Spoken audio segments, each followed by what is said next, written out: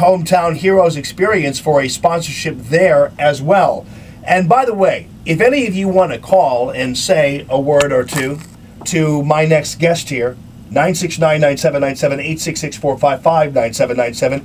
He is Frank Huelskoetter, and he is one of the Emerson Hometown Heroes in the Emerson Hometown Heroes experience. And this is kind of an all-military hour here.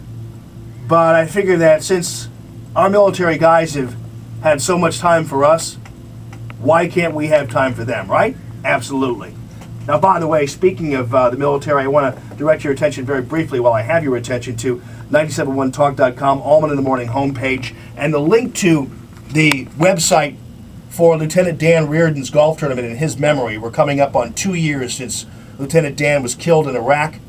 He is indeed a hero. Unfortunately, we cannot hear his entire story, but we will be able to tell it to our children from here until eternity about his brave service in Iraq. So if you want to be part of that golf tournament on the 29th of April, we certainly would appreciate your support. They need beer and water bottles. If you can't make it there, at least help them with that. You know what I'm talking about. So it's Lieutenant Dan Reardon and family, great friend of mine, and good people all around. Ladies and gentlemen, I had the honor and the distinct pleasure of meeting Frank Huelskoetter at the Laura Ingram Gordon Kakulu event right there at the Traveling Interactive Theater known as the Emerson Hometown Heroes Experience. Frank Huelskoetter, thank you and welcome to our program, sir.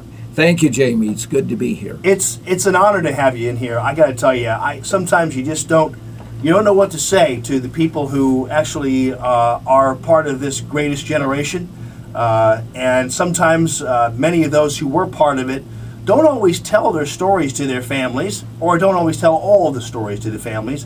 And one of the benefits of the Emerson Hometown Heroes experience is that we do get to hear from people like you, and whether even Denise's father, who is a Vietnam War veteran. She was just actually clicked on the hometown-heroes.com website to see her father's story because she hasn't really seen it before and hasn't heard it before. And so for you to be able to talk about this, I'm sure is something you value very much. Very much. It was really a great opportunity to be able to put down what had happened in my life so that, first of all, my family would be able to enjoy it.